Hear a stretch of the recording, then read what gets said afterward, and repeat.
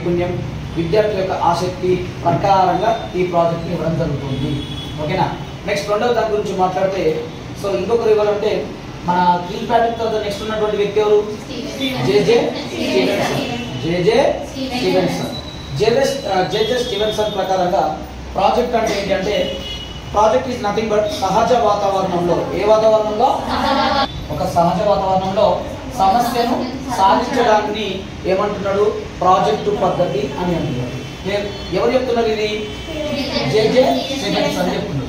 Next జేజే Stevenson తర్వాత next project యొక్క నిర్వచనం ఇచ్చినటువంటి వ్యక్తి ఎవరు నాన్న అంటే, ఎవరు అంటే మన జాన్ డూయి గురించి మాట్లాడారు. ఎందుకంటే ఫస్ట్ ఉన్నత పాఠశాలలో ఏం పేరులమ్మా?